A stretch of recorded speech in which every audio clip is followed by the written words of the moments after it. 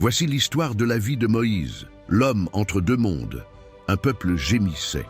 En Égypte, les fils d'Israël vivaient enchaînés, courbés sous le fouet, bâtissant des villes qui n'étaient pas les leurs. Leurs cris montaient vers le ciel. Et dans le silence pesant de leur douleur, Dieu se souvenait de son alliance avec Abraham, Isaac et Jacob. Mais Pharaon avait peur. Peur d'un peuple trop nombreux. Alors, il ordonna la mort de chaque nouveau-né mâle hébreu. C'est dans ce contexte sombre que naît un enfant de la tribu de Lévi. Sa mère le cache 3 mois. Puis, ne pouvant plus le dissimuler, elle le dépose dans un panier de joncs sur le Nil, le cœur brisé mais confiante. La Providence agit. La fille de Pharaon trouve l'enfant, le prend dans ses bras et l'adopte. Elle l'appelle Moïse, car, dit-elle, « Je l'ai tiré des eaux ». Ironie divine, c'est sa propre mère qui l'élèvera en secret, nourrice choisie par la princesse. Ainsi, Moïse grandit entre deux mondes, hébreu par le sang, égyptien par adoption, tiraillé entre justice et pouvoir. Un jour, il voit un Égyptien battre un Hébreu. La colère monte, il frappe, tue, cache le corps. Mais le crime est connu, Pharaon cherche à le tuer, Moïse s'enfuit vers le désert.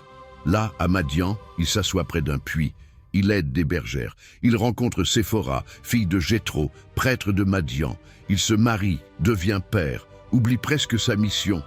Mais Dieu ne l'a pas oublié. Un jour, sur la montagne de Dieu, Horeb, un buisson brûle sans se consumer. Moïse s'approche. Une voix l'appelle. « Moïse, Moïse !» Il répond. « Me voici. » Dieu dit. « Retire tes sandales, car le lieu que tu foules est saint. » C'est là que tout change. Dieu révèle son nom. Je suis celui qui suis. Il l'envoie libérer Israël. Moïse hésite, dit qu'il ne sait pas parler. Mais Dieu lui donne Aaron comme porte-voix et un bâton qui accomplira des signes. Moïse revient en Égypte. Il va vers Pharaon. Il déclare « Laisse aller mon peuple ». Pharaon refuse. Alors Dieu parle par les plaies. Eau changée en sang, grenouille, poux, mouche, peste, ulcère, grêle, sauterelle, ténèbres, et enfin, la 10e plaie, la mort des premiers-nés. Mais le sang d'un agneau sur les linteaux des maisons hébraïques empêche le fléau de passer. C'est la Pâque. Le sang sauve. Pharaon plie. Le peuple sort. Devant eux, la mer rouge. Derrière eux, l'armée du Pharaon. Le peuple panique. Mais Moïse lève son bâton. Le vent souffle. Les eaux s'ouvrent. Un mur d'eau à droite, un mur d'eau à gauche. Israël passe à sec, mais l'armée égyptienne s'engouffre. Et les eaux se referment. La délivrance est totale. Le chant de Moïse et de Myriam monte comme un feu d'encens. L'Éternel est un vaillant guerrier.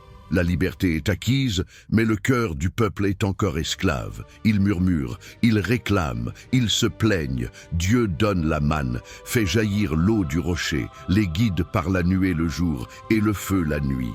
Puis, au mont Sinaï, Dieu descend dans la fumée et le tonnerre. Moïse monte seul sur la montagne sainte. Là, Dieu lui donne les 10 commandements, l'alliance, les lois, la Torah. Mais en bas, le peuple fabrique un veau d'or. Moïse redescend, brise les tables. Il supplie Dieu de ne pas les détruire. À cause de leur incrédulité, Dieu condamne la génération sortie d'Égypte à mourir dans le désert. 40 ans de marche, de leçons, de combats, de tests. Moïse porte ce peuple comme un père. Il enseigne, il juge, il prie. Mais un jour, il désobéit. Il frappe le rocher au lieu de lui parler. Dieu lui dit alors: « Tu ne rentreras pas dans le pays promis. » À l'âge de 120 ans, Moïse gravit le mont Nebo. Dieu lui montre le pays que son peuple s'apprête à recevoir. Puis, il meurt là, seul avec Dieu. Et Dieu lui-même l'enterre. Personne ne connaît son tombeau.